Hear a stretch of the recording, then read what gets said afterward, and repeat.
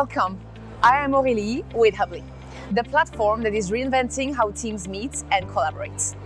Here we are at the Business Travel Show Europe in London. Sustainability is one of our industry key priorities. Let's find out what's on our attendees' minds.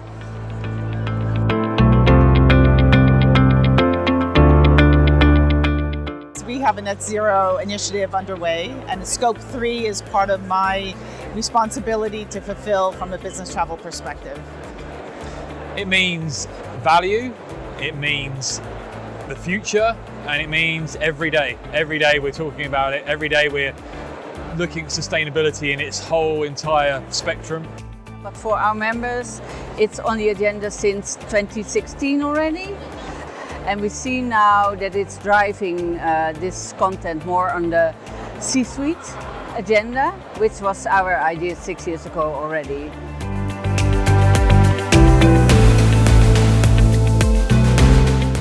It's going towards a 10 because we've now involved the meetings group in part of our travel sustainability efforts. So we are looking for more sustainable venues. We're looking to track our attendees' footprint, their carbon footprint to our meetings. So it's an evolving project that we're working on with our external events team now to come up with this checklist for producing sustainable meetings. It's 10 all the way. We have to do it. We have to baseline now. We have to understand where we are now. And in the future, we have to do better to reduce carbon and create more sustainable meetings going forward. Now it should be 9, I think. And then it should go to the backside of any decision. It should be one of the parameters you think of when you book a flight or book a trip or a meeting.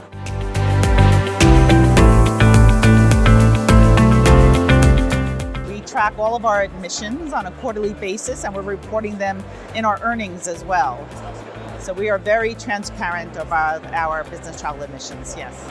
From a travel perspective, we're further ahead because we do have to follow scope 3. We've committed to scope 3 emissions reductions by 2025 and to become net zero by 2040.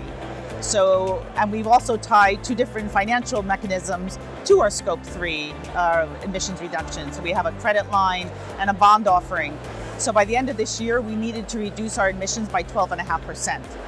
Yeah, so luckily, our ramp up back to travel has not been too quickly. So we've been able to really contain our emissions, but we really have to keep an eye on it because travel is definitely heating up now and internal meetings are heating up.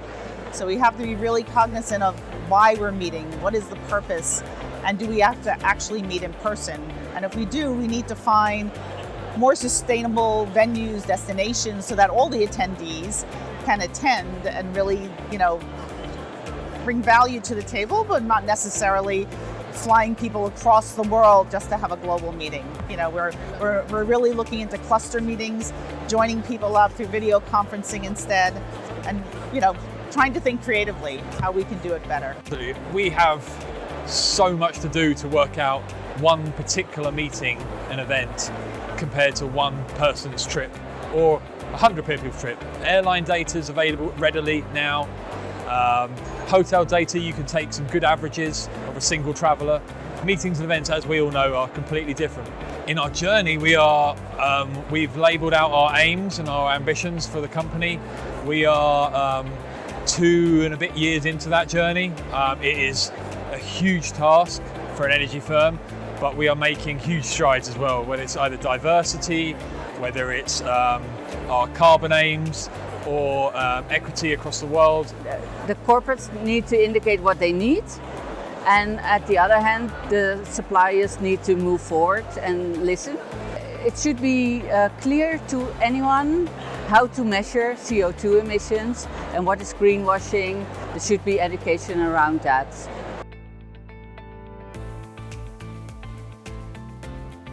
So we need standardized metrics, standardized methodologies, and I think when it comes to meetings, this is really very much a gray area. So it's calculation, but I think baselining right now is the hard thing to then show us where we've improved going down the line. Networks that work together.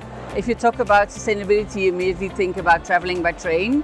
The booking systems are not connecting. That's a challenge. It needs improvement on reporting. You need to be able to see upfront before booking what choices you have, and it should be real-time data.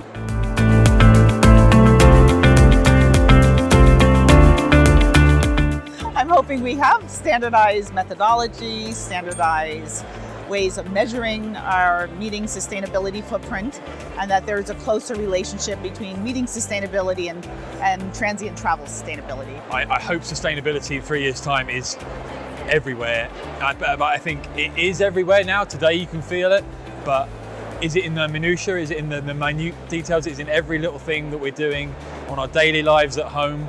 I know it's a utopia because it's not doable, but if people want to travel by train all through Europe, that would be perfect. And there we have it.